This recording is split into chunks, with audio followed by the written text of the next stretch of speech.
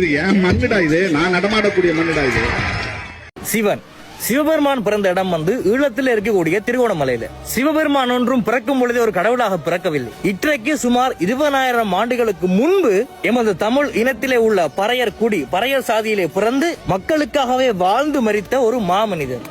ஆதிப்பாட்டன் சிவனே பறையன் தாண்டா, அது தெரிஞ்சுக்கிட்டு பேசு. இதே திருகோணமலைக்கு இன்னும் ஒரு பெயர் இருக்கு, கைலாயம்.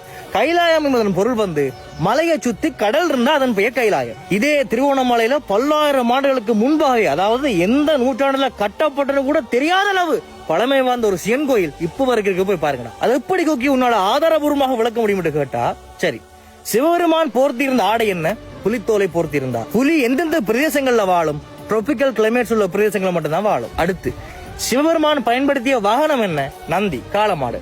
காளமாடு எந்தெந்த பிரதேசங்கள்ல வாழும்? இமயமலையில வாழுமா? இல்ல, ஒன்று தமிழ்நாடு சொன்னா ஈழம். அடுத்து சிவபெருமான் ஒரு சித்தர். அவர் எந்த மரத்துக்கு இருந்து தியானம் செய்வார்? கல்லால மரம். இந்த கல்லால மரம் எங்க வளரும் பாத்தீங்கன்னு சொன்னா, ஸ்பெஷலி குன்றுகளுக்கு மேல, மலைகளுக்கு மேல மட்டும்தான் வளரும். குறிப்பா ட்ரிங்கோல போய் பாருங்க, எக்கச்சக்கமான கல்லால மரம் மலைகளுக்கு மேல இருக்கு. அடுத்து சிவனுடைய கையில் இருக்கக்கூடிய அந்த ஆயுதத்துக்கு பேர் என்ன? திரிசூலம். இந்த திரிசூலத்துக்கும் ஆங்கிலத்துல த்ரீ என்ற வார்த்தைக்கும் மூணு சந்திரனுக்கும் சம்பந்தம் ஒன்று. இந்த திரிசூலம் என்ற ஆயுதம் இதை நாங்கள் ட்ரேடன் சொல்லுவோம். இந்த ட்ரேடன் குறிப்பாக வெள்ளக்கார கடவுள்களாகிய பொசைடன், சைத்தன், கிழக்கு கடவுள்கிட்ட அதிக அளவு காணப்படும். எங்களை பார்த்து அவையில் ஈகடிச்சாங்க, காப்பி பண்ணாங்க. சரி, இப்ப இந்த திரிசூலம் எங்கட தமிழ் கடவுள்களிடையே வேற ஆராய்ச்சி கையில இருக்கு. காளியம்மன், கொற்றவை, குறிப்பாக பெண் தெய்வங்கள கையில முதன்முறையாக ஒரு ஆண் தெய்வமாக எங்கட சிவபெருமான் கையிலே திரிசூலம் எப்படி வந்தது என்றாவது நீங்கள் சிந்தித்துண்டா உலக தமிழர்களே? திரிசூலம், சூலம் என்பதன் பொருள் பெண்ணினுடைய கர்ப்பப்பை, சூலத்தை குறிக்கும். இந்த இடத்தை உலக வரைபடத்துல வடிவா பாருங்க, ஒரு பெண்ணுடைய கர்ப்பப்பை மாதிரியே இருக்கும். இந்த இடத்துக்கு ஆங்கிலத்துல பேர் பெண்ணின் சுலா. அதாவது தமிழ் மொழியில ஒரு பெண்ணினுடைய சூல் போலவே இருக்கும். அதான் ஆங்கிலத்துல மாதிரி பெண்ணின் சுலான்றானது. ஆகவே ஒரு பெண்ணினுடைய கர்ப்பப்பையுடைய டெபிஷனாக இருக்கக்கூடிய ஒரு ஆயுதம் தான் இந்த திரிசூலம். சரி, இப்போ ஒரு பெண்ணினுடைய மாதவிடாய் நாட்கள் எடுத்துக்கொண்டு மட்டும் சொன்னா அந்த சுழற்சி 22 நாட்களுக்கு இருக்கும். அதே போலவே இந்த சந்திர நிலா பௌர்ணமியில இருந்து வளர்புரை, தேய்புரை, பிறகு 3ஆம் பிறையா மாறுறதுக்கு சரியாக 28 நாட்கள் எடுக்கும். படைச்ச ஆண்டவன் எப்படி படைச்சா மாதிரிங்களா? ஆகவே என் அன்பார்ந்த உலக தமிழர்களே, வளர்புரை, தேய்புரை, 3ஆம் முறை என்பதை கடந்து அந்த 3ஆம் முறையிலிருந்து மருவி 3, அந்த 3லிருந்து மருவி 3, ஆங்கிலேயம் வச்சாண்டா நிலாவுக்கு 3 பேரு. இந்த உலகத்திலேயே மிகப்பெரிய சக்தி எது? ஒரு உயிரை உருவாக்குதல், பிறப்பு தத்துவம், படைத்தல் தத்துவம். ஆகவே இந்த பிறப்பு தத்துவத்தை, படைத்தல் தத்துவத்தை மக்கள் மத்தியில கொண்டு போய் சேர்ப்பதற்கு தமிழ் மக்களுக்கு மத்தியில ஒரு உருவம் ஒன்று சிவபெருமானுக்கு தேவைப்பட்டது. அந்த உருவத்தினுடைய பெயர் தான் சிவலிங்கம். அதாவது ஆணகமும் பெண்ணகமும் சேர்ந்தது போலவே ஒரு உருவம், சிவலிங்கம். இந்த வார்த்தையை பிரித்து பார்த்தோம் என்று சொன்னால் சிவந்த ஒரு ஆணினுடைய அங்கம். சில இந்த படிப்பறிவில்லாத செம்மொழிகளை கதைக்கலாம். என்னடாப்பா பிறப்புறுப்ப போய் உலக தமிழினம் வழிவிடுமான்னு கேட்கலாம். ஏண்டா உங்களோட அறிவு அவ்வளவுதான், நீங்க எல்லாம் கொச்சப்படுத்துங்கிற காரணத்துக்காகவே எங்கட வரலாற்றுகளால விட்டு கொடுக்க முடியுமா? இந்த சிவலிங்கம் கடந்த காலங்கள்ல ஆணகமும் பெண்ணகமும் இணைந்தாற் போல அச்சு அசல் அப்படியே காணப்பட்டது. பிற்காலத்துல நாகரிகம் கருதி மாற்றப்பட்டது. இன்றைக்கு வரைக்கும் தமிழ்நாட்டில் உள்ள ஆவிடப்பன் கோயில போய் பாத்தீங்கன்னா அப்படி நிர்வாணமா இருக்கும். அடுத்து சிவபெருமானுக்கு இன்னும் ஒரு பேர் இருக்கு, நடராசர்.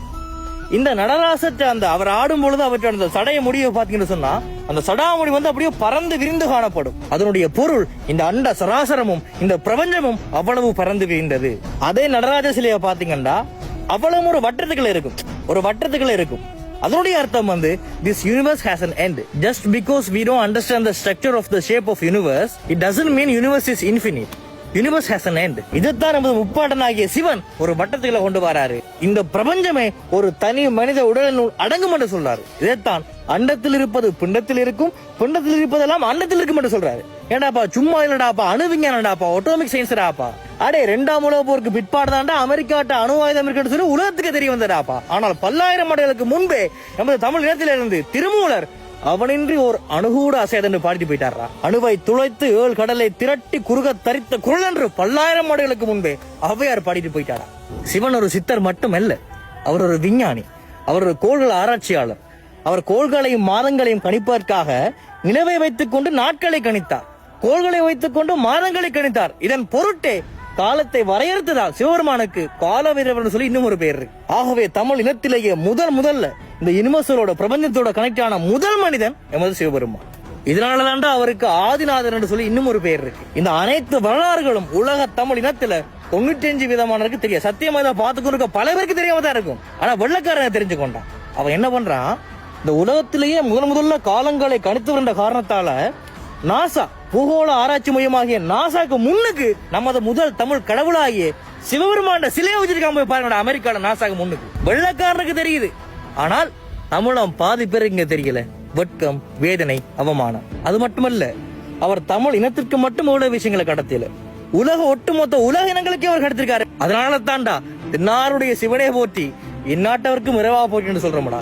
எங்க ஈழத்துல பிறந்தவர்றா, எங்க மண்ணில் பிறந்தவர்றா, எங்க ஆள்றா, திருவண்ணாமலைக்காரன்டா. சிவபெருமான் தமிழினத்தினுடைய மைந்தன், ஆனால் உலக இனங்களுக்கு அவர் இறைவன். சிவபெருமான பின்பற்றி பிற்காலத்துல வந்தவங்க தான் முப்பாட்டன் முருகன், விஷ்ணு.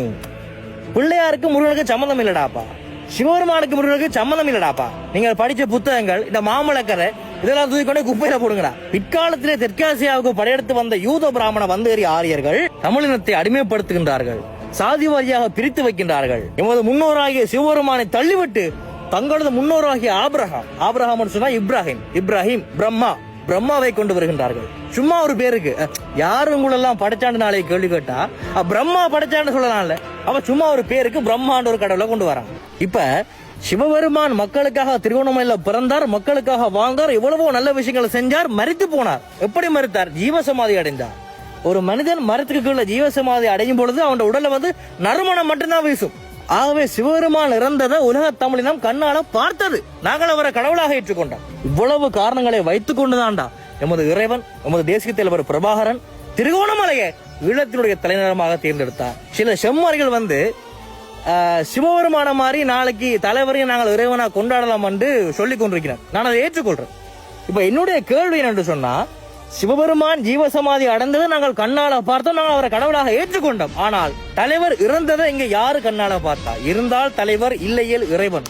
இல்ல என்பதற்கு என்ன இங்க ஆதாரங்கள்? இப்ப சுவிஸ் நாட்டுல தேசிய தலைவருக்கு அவர் இல்லை என்று சொல்லிக்கொண்டு ஆகஸ்ட் மாசம் 2ஆம் தேதி விலகு கொடுத்த போறாங்களா? ஏண்டா படிப்பறிவில்லாத பட்டி காட்டாங்களா? ஐயா, இங்க ஆயுத போராட்டம் மட்டும்தான் மௌனிக்கப்பட்டு கொண்டிருக்கே ஒழிய எங்களுடைய தனிநாடுகின்ற தாகம் இன்னும் அடங்கவில்லை. நீங்கள் தலைவர் இல்லை என்று சொல்லி சொன்னா நாளைக்கு புலம்பெயர் தேசங்கள் உள்ள அத்தனை அமைப்புகளும், தலைவற்ற நேரடி கட்டுப்பாட்டிலே வளர்க்கப்பட்ட அத்தனை அமைப்புகளும் நாளைக்கு நம்ம மூட்டையை கட்டி வீட்டுக்கு போறது. ஆதாரங்களே இல்லாம அலட்டி கொண்டு சொன்னா நாளைக்கு எல்லாமே போய் சேதாரத்தில் முடியும், செத்த போயிருக்கலாம். யாதும் ஊரே யாவரும் கேளு என்று உலகம் தழுவி நேசித்து நின்ற இந்த இனத்தினுடைய பிள்ளைகளை இன்று நேசிப்பதற்கு இந்த உலகத்திலே யாருமே இல்லை என்பதுதான் இங்கு யதார்த்தம். உலகு என்று வள்ளுவன், கம்பன், கபிலன், இளங்கோ என்று உலகம் தழுவிய நேசித்து பாடினோம் நாங்கள்.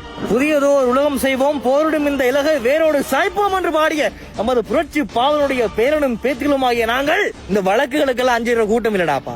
என்னுடைய மிக நெருங்கிய நண்பர் ஒருவருக்கு இந்த ஆகஸ்ட் மாதம் 2ஆம் தேதி அவங்க விளக்கு கொடுத்துற தட்டி கேட்க போனதுக்கு 17 வழக்கு தொடுத்துறாங்கப்பா. இதே பிரான்ஸ்ல இனத்துக்காக உயிரை கூட விடுவோம் என்றுமே உயிருக்காக இனமானத்தை விட்டுக் கொடுக்கின்ற கூட்டம் இல்லடா நாங்கள். இந்த வழக்கு, சண்டித்தனம், அது இது லொட்டு லொசுக்கு இதெல்லாம் வச்சுக்கொண்டு நீங்கள் அவற்றையோ உங்களையோ மயிர கூட புடுங்க முடியாதுடா. ஆகவே என்பார்ந்த உலக தமிழர்களை தயவு செய்து இந்த ஆகஸ்ட் மாதம் 2ஆம் தேதி இவர்கள் தலைவருக்கு இந்த வீரவணக்க நிகழ்வு செய்யக்கூடாது. இவர்கள் மீறி செய்வதாக இருந்தால் உலகத்து தமிழர்கள் அனைவரும் எமது கடும் எதிர்ப்பையும் கடும் கண்டனங்களையும் நிச்சயமாக தெரிவித்தல் வேண்டும். ஆகவே முடிந்தளவு உங்களால் ஆகஸ்ட் மாதம் 2ஆம் தேதி இந்த போராட்டத்துக்கு எதிரான ஒரு போராட்டம் சுவிஸிலே நடைபெறவிருக்கின்றது. தயவு செய்து இயலுமானவர்கள் இந்த தலைவருடைய வீரவணக்க நிகழ்வுக்கு எதிரான போராட்டத்திலே நிச்சயமாக கலந்து கொள்ளும்படி கொக்கியாகிய நான் எமது ஓயாதல்கள் அமைப்பினூடாக தாழ்மையாக கேட்டிருக்கின்றேன். நன்றி, வணக்கம்.